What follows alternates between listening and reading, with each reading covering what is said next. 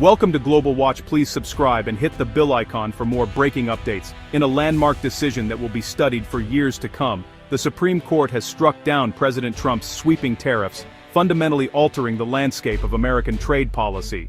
The court declared that the executive branch overstepped its constitutional authority, setting a powerful precedent about the limits of presidential power in economic matters. The 6-3 ruling immediately invalidates billions in levies on goods from China, Canada, Mexico, and more, impacting a vast array of industries and products that Americans use every day. The decision sent shockwaves through global markets, with investors reacting to the sudden change, and reasserted Congress's constitutional power over trade, a responsibility it has held since the nation's founding. For years, businesses and consumers have faced higher costs due to these tariffs, which raised prices on everything from electronics to raw materials, squeezing small businesses and increasing costs for families. The court now calls this a profound overreach, highlighting the importance of checks and balances in the American system of government.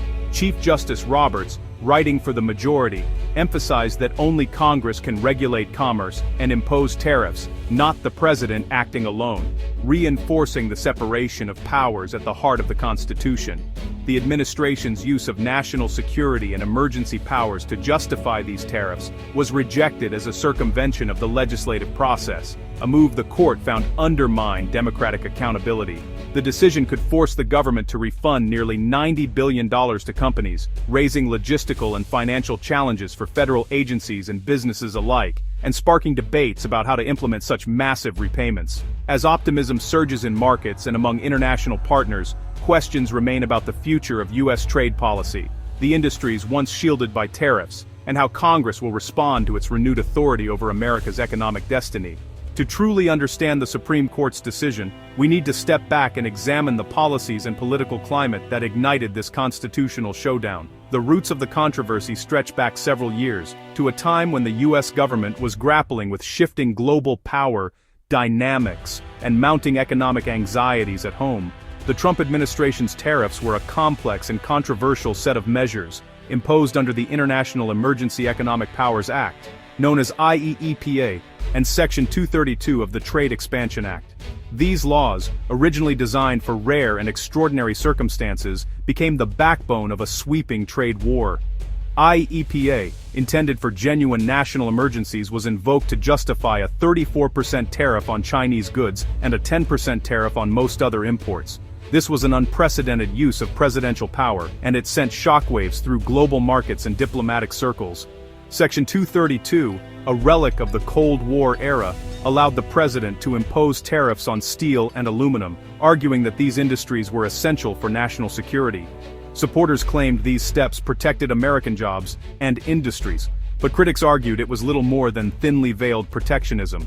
The administration even cited the fight against fentanyl trafficking as a reason to expand tariffs, stretching the definition of emergency powers to new and controversial limits. This move raised eyebrows among legal scholars and international partners alike. These aggressive trade measures, central to the America First agenda, triggered swift retaliation from trading partners around the world. The result was a wave of counter-tariffs, escalating tensions, and a deeply divided U.S. business community. While some domestic producers and workers in protected industries celebrated the new policies, seeing them as a long-overdue defense of American manufacturing, most manufacturers, retailers, and especially farmers faced higher costs, disrupted supply chains, and shrinking export markets. Many small businesses struggled to adapt, and some were forced to close their doors. This mounting discontent, combined with legal questions about the scope of presidential authority, set the stage for a high-stakes legal battle, one that would ultimately reach the steps of the Supreme Court and test the limits of executive power. The legal fight at the heart of this case revolved around a fundamental question: had the president overstepped his authority under Section 232 of the Trade Expansion Act and the International Emergency Economic Powers Act, or IEEPA? Critics argued that by invoking these statutes, the president was bypassing Congress's constitutional authority over trade policy, effectively sidelining the legislative branch from decisions with massive economic consequences. The plaintiffs in the case were a diverse coalition, Small businesses struggling with rising costs, state governments worried about local economies, and industry groups representing manufacturers and importers all claimed they were suffering real harm from the sweeping tariffs imposed under these laws. IEEPA, they pointed out, was originally designed to give the president special powers only in rare and genuine emergencies, such as war or national security crises, not as a tool for broad, ongoing economic policy. Yet the administration insisted that persistent trade imbalances and the influx of fentanyl constituted such grave threats to the nation that emergency action was justified, even if it meant sweeping tariffs and restrictions. Opponents warned that this logic, if accepted, would set a dangerous precedent, allowing any president to impose sweeping tariffs or sanctions without meaningful congressional oversight, effectively gutting Congress' constitutional power over commerce. The Section 232 challenge raised a crucial question. Did economic competition from foreign countries truly threaten America's national security, or was the law being stretched far beyond its original intent to justify protectionist measures? Legal experts and Supreme Court justices expressed deep concern that if national security could be defined so broadly, Congress's role in shaping trade and economic policy would become meaningless, undermining the separation of powers. The case brought the major questions doctrine to the forefront, a legal principle stating that on issues of vast economic and political significance, the executive branch needs clear and explicit authority from Congress, not vague or open-ended statutory language. The court's majority ultimately agreed.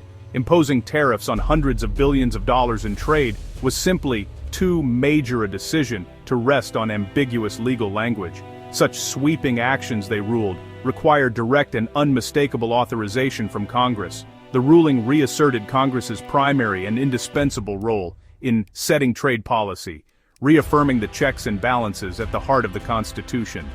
In the end, the executive's broad interpretation of Section 232 and IEEPA was rejected as unconstitutional, sending a clear message about the limits of presidential power in economic affairs. The Supreme Court moved swiftly, hearing arguments just days before issuing its decision. Justices from both sides questioned why the power to tax Americans via tariffs should rest with the president alone. The 6-3 majority, led by Chief Justice Roberts, declared that only Congress can impose such sweeping economic measures. The ruling invalidated tariffs that had generated nearly $90 billion, forcing the government to process massive refund claims. For businesses, this could mean a windfall. For the government, a huge liability. The dissent warned the decision could weaken the president's ability to respond to real national security threats. They argued the statutes were meant to give the executive broad discretion. The sharp split highlights deep divisions over the balance of power in government. Markets cheered the Supreme Court's decision, with the S&P 500 jumping and stocks of major retailers and manufacturers surging. Investors saw the end of tariffs as a boost for profits, lower costs, and renewed business confidence. The prospect of $89 billion in refunds further fueled optimism, promising a cash injection for companies. Businesses can now return to efficient sourcing and long-term planning, free from tariff uncertainty. However, domestic steel and aluminum producers, once protected by tariffs, now face tough competition and falling stock prices.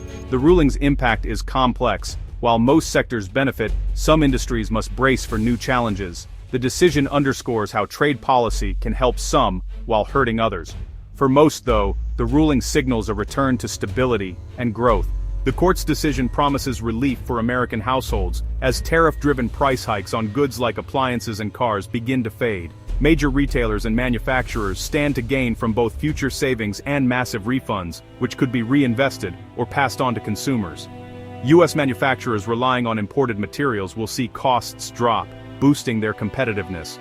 Legal experts suggest consumers might even seek restitution if companies pocket the refunds after passing on tariff costs. The ruling restores predictability, allowing businesses to plan confidently without fear of sudden tariff changes. Trade policy is now anchored in Congress's deliberate process, not executive whim. This return to stability is a major win for the entire economy.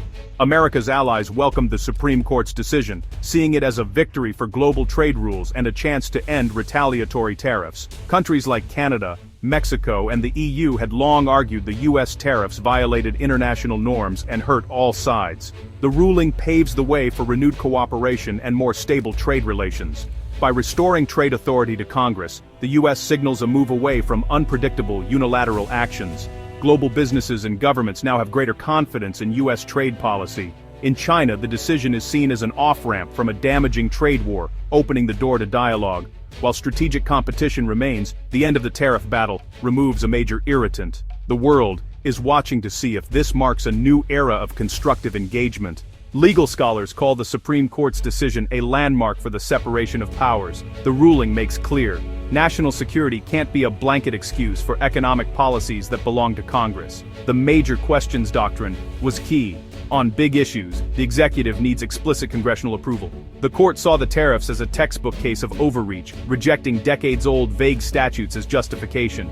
Some justices see this as a needed correction after years of Congress delegating too much power to the president. The dissent argues the modern presidency needs flexibility to act quickly, especially in crises. This debate over executive versus legislative power is far from over. The ruling will shape legal and political battles for years to come. This Supreme Court ruling is a powerful affirmation of American checks and balances. It reminds us that no branch, not even the presidency, is above constitutional limits. Trade policy must now be crafted through Congress, not by executive decree. The decision calls on Congress to reclaim its authority and make tough choices on international trade. While this may slow policymaking, it ensures transparency and accountability. The era of governing trade by emergency declaration is over. Legislative order returns. The story of these tariffs shows the resilience of American democracy and the Constitution. As the nation adjusts, this ruling stands as a monument to the enduring strength of shared power.